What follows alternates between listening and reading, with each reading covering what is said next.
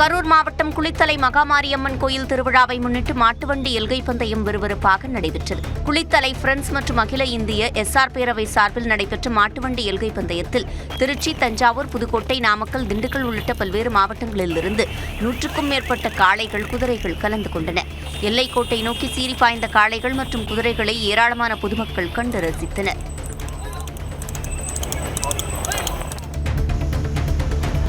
கோவை குற்றாலத்தில் 4வது நாளாக வெள்ளப்பெருக்கு ஏற்பட்டதை அடுத்து மறு உத்தரவு வரும் வரை சுற்றுலாப் பயணிகளுக்கு தடை விதிக்கப்பட்டுள்ளது. மேற்கு தொடர்ச்சி மலைப்பகுதிகளில் கடந்த சில நாட்களாக தொடர்ந்து கனமழை பெய்து வருவதால் கோவை குற்றாலம் அருவியில் கடுமையான வெள்ளப்பெருக்கு ஏற்பட்டுள்ளது. அருவியில் தண்ணீர் ஆர்ப்பரித்து கொட்டுவதோடு ஆபத்தான அளவை தாண்டி வெள்ளப்பெருக்கு ஏற்பட்டதால் மறு உத்தரவு வரும் வரை சுற்றுலாப் பயணிகளுக்கு தடை விதிக்கப்பட்டுள்ளது.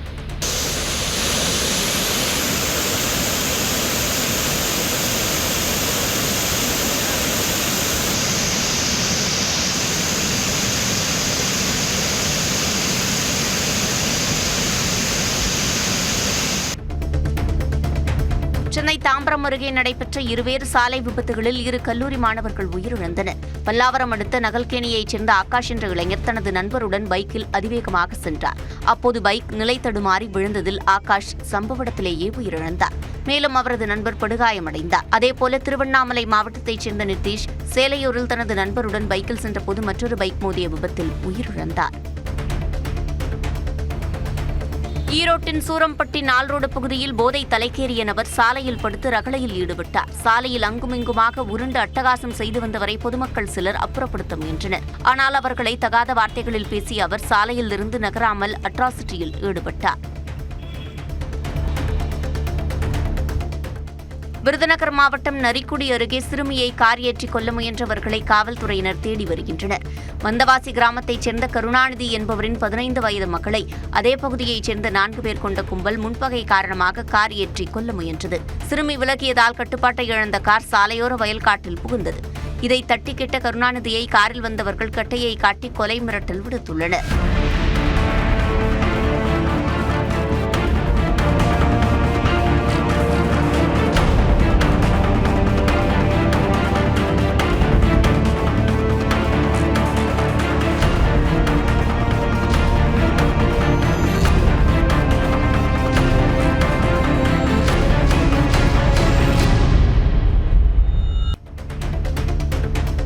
கூடலூரிலிருந்து கேரளம் நோக்கி சென்ற சரக்கு வாகனம் மரம் விழுந்ததில் சேதமடைந்தது. கேரள எல்லையான கீழ்நாடு காணி பகுதியில் லாரியை நிறுத்திவிட்டு ஓட்டுநரும் அவரது உதவியாளரும் உணவு அருந்த சென்றனர்.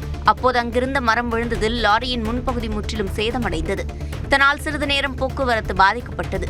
இந்நிலையில் மழை நேரங்களில் மரங்கள் அதிகமுள்ள பகுதியில் வாகனங்களை நிறுத்த வேண்டாம் என காவல்துறை அறிவுறுத்தியுள்ளது. சென்னை அயப்பாக்கம் பகுதியில் அடுத்தடுத்து துணிகர திருட்டு சம்பவங்களில் ஈடுபட்ட இளைஞரை தனிப்படை காவல்துறையினர் கைது செய்தனர். கடந்த 29ஆம் தேதி 2 இடங்களில் ஒரே பாணியில் வீட்டின் பூட்டை உடைத்து திருடிய சம்பவத்தை தனிப்படையினர் விசாரித்து வந்தனர். சிசிடிவி காட்சிகளை ஆய்வு செய்ததில் புத்தேரியைச் சேர்ந்த விஷ்ணு என்ற இளைஞர் திருடியது தெரியவர அவரை கைது செய்து 4.5 சவரன் நகைகளை மீட்டனர். மேலும் அவர் மீது 15 வழக்குகள் நிலுவையில் இருப்பதும் அம்பலமாகியுள்ளது. தஞ்சாவூரில் குப்பை கிடங்கில் தீ விபத்து ஏற்பட்டதால் கரும்புகை மண்டலம் ஏற்பட்டு பொதுமக்களுக்கு லேசான மூச்சுத் திணறல் ஏற்பட்டது. தஞ்சாவூர் மாநகராட்சிக்குட்பட்ட ஜெபமாலைபுரத்தில் உள்ள குப்பை கிடங்கில் ஏற்பட்ட தீ பல மணி நேர போராட்டத்திற்கு பின் கட்டுக்குள் வந்தது. மாநகராட்சிக்கு சொந்தமான குப்பை கிடங்கில் நேற்று பிற்பகல் தீப்பற்றி எரியத் தொடங்கியது. இதனால் அப்பகுதி முழுவதும் புகை மண்டலமாக காட்சியளித்தது. விமானப்படையின் தீயணைப்பு வாகனம் உள்பட 10க்கும் மேற்பட்ட வாகனங்களில் வந்த வீரர்கள் தீயை போராடி அணைத்தனர்.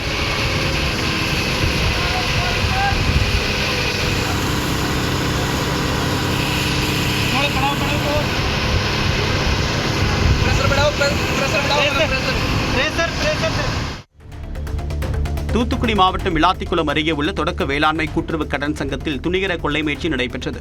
மர்ம நபர்கள் கதவின் பூட்டை உடைத்து உள்ளே புகுந்து லாக்கர் அறையின் சுவரை உடைத்து கொள்ளையடிக்க முயன்ற முடியாமல் தப்பிச் சென்றனர்.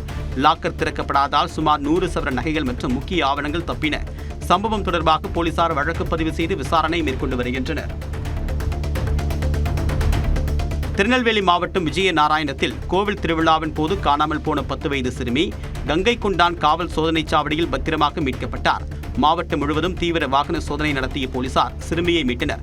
முதற்கட்ட விசாரணையில் குடும்ப பிரச்சினை காரணமாக சிறுமியை அவருடைய தாய்மாமன் சுரேஷ் மற்றும் அத்தை அழைத்து சென்றது தெரியவந்துள்ளது. தொடர்பாக போலீசார் தொடர்ந்து விசாரணை மேற்கொண்டு வருகின்றனர். உடல்நலக்குறைவு மற்றும் காய்ச்சல் காரணமாக உத்தரமேரூர் தொகுதி எம்எல்ஏ முனிரத்னம் ஸ்ரீபெரும்புதூர் அரசு மருத்துவமனையில் சிகிச்சை பெற்றார். மருத்துவர்கள் பரிசோதனை செய்து சிகிச்சை அளித்த நிலையில் ஸ்ரீபெரும்புதூர் அரசு மருத்துவமனையில் முதல் முறையாக எம்எல்ஏ சிகிச்சை பெற்றது அங்கிருந்த மருத்துவ பணியாளர்கள் மற்றும் நோயாளிகள் மத்தியில் கவனத்தை ஈர்த்தது. மயிலாடுதுறை அருகே 3 வயது குழந்தை உயிரிழந்த வழக்கில் தாயும் அவருடைய கள்ளக்காதலனும் கைது செய்யப்பட்டனர். கணவரை பிரிந்து வாழ்ந்து வந்த கவிப்பிரியா என்பவரின் 3 வயது குழந்தை கடந்த ஜூன் 29ஆம் தேதி தலையில் பலத்த காயத்துடன் சிகிச்சை பலனின்றி உயிரிழந்தது. குழந்தையின் தந்தை அளித்த புகாரின் அடிப்படையில் காவல்துறையினர் விசாரணை மேற்கொண்டனர். அதில் குழந்தை அழுது அடம் பிடித்ததால் ஆத்திரமடைந்த கள்ளக்காதலன் அபினேஷ் குழந்தையை கீழே தள்ளி சுவரில் மோதவிட்டு கொன்றதும் இருவரும் சேர்ந்து மறைக்க முயன்றதும் அம்பலமானது. இதையடுத்து இருவரும் கைது செய்யப்பட்டு சிறையில் அடைக்கப்பட்டனர். காஞ்சிபுரம் பேருந்து நிலையம் இரட்டை மண்டபம் அருகே பிரபல தனியார் ஹோட்டலின் கார் பார்க்கிங் பகுதியில் மின்கசிவு காரணமாக லேசான தீ விபத்து ஏற்பட்டது. தீயணைப்பு வீரர்கள் விரைந்து தீயை அணைத்ததால் அருகில் இருந்த 10க்கும் மேற்பட்ட சிலிண்டர்களுக்கு தீ பரவாமல் பெரும் விபத்து தவிர்க்கப்பட்டது.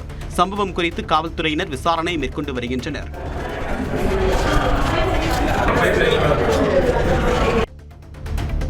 பரமக்குடி பேருந்து நிலையத்தில் பெயர்ந்து விழக்கூடிய சிமெண்ட் பூச்சுக்களை புனரமைக்க பொதுமக்கள் கோரிக்கை விடுத்துள்ளனர். 1988 முதல் பரமக்குடி பேருந்து நிலையம் செயல்பட்டு வரக்கூடிய நிலையில் பெரும் அசம்பாவிதங்கள் ஏற்படக்கூடிய முன்பாக சிதிலமடைந்த நிலையத்தை சீரமைக்க வேண்டும் என்று பொதுமக்கள் அரசுக்கு கோரிக்கை விடுத்துள்ளனர். தருமபுரியில் விவசாயிகள் பொருளாதார விடுதலை போராட்டத்தில் உயிர்நீத்த தியாகிகளுக்கு அஞ்சலி செலுத்தக்கூடிய உழவர் தின பேரணி நடைபெற்றது. பழைய தருமபுரி ராமக்கால் ஏரிக்கரை அருகில் தொடங்கிய பேரணி மொரப்பூர் சாலையில் உள்ள விருந்தாடி அம்மன் கோவில் திடலில் நிறைவு பெற்றது. இந்த மாநாட்டில் பேசிய தமிழக விவசாயிகள் சங்க தலைவர் சின்னசாமி, கர்நாடக அரசு மேகதாதுவில் அணை கட்டுவதை தமிழக விவசாயிகள் ஒருபோதும் அனுமதிக்க மாட்டோம் என்றார். செங்கல்பட்டு மாவட்டம் வையாவூர் கிராமத்தில் பொது பாதையை தனிநபர் ஆக்கிரமித்து மதில் சுவரை கட்டியுள்ளதாக கிராம மக்கள் குற்றம் சாட்டியுள்ளனர். கிட்டத்தட்ட இந்த பிரச்சனை 9 மாசமா இருக்கு. இது எந்த அதிகாரிகளும் எங்களுக்கு எந்த ஒரு ஆதரவும் எதுவுமே கொடுக்கல. நாங்கள் விஓ ஆஃபீஸ் போனோம், கலெக்டர் ஆஃபீஸ் போனோம், ஆர்டி ஆஃபீஸ் போனோம், எல்லாரையும் நாங்கள் போய் பார்த்தோம்.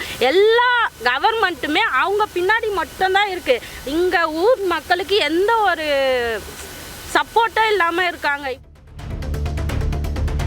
வேலூர் மாவட்டம் காட்பாடியில் கஞ்சா விற்பனையில் ஈடுபட்ட இளைஞர் கைது செய்யப்பட்டார். பெரிய பட்டறை அடுத்த வெங்கடேசபுரம் அருகே காவலர்கள் ரோந்து பணியில் ஈடுபட்ட போது அங்கு சந்தேகத்திற்கிடமான வகையில் நின்றிருந்த அதே பகுதியைச் சேர்ந்த சாய் நிதின் என்பவரை பிடித்து விசாரித்தனர். விசாரணையில் அவர் கஞ்சா விற்பனையில் ஈடுபட்டது தெரியவந்தது. இதையடுத்து அவரை கைது செய்த காவலர்கள் அவரிடமிருந்து கஞ்சாவையும் பறிமுதல் செய்தனர். கோவை மாவட்டம் மேட்டுப்பாளையம் அருகே பள்ளி மாணவிக்கு பாலியல் தொல்லை கொடுத்ததாக முதியவர் கைது செய்யப்பட்டார். காரமடை கண்ணார்பாளையம் பகுதியைச் சேர்ந்த 60 வயது முதியவரான பத்திரசாமி என்பவர் 6ஆம் வகுப்பு படிக்கும் மாணவிக்கு பாலியல் தொல்லை கொடுத்ததாக கூறப்படுகிறது. இதுகுறித்து பாதிக்கப்பட்ட சிறுமியின் பெற்றோர் அளித்த புகாரின் பேரில் மேட்டுப்பாளையம் மகளிர் காவல் நிலைய காவலர்கள் முதியவர் பத்திரசாமியை போக்சோ சட்டத்தின் கீழ் கைது செய்தனர்.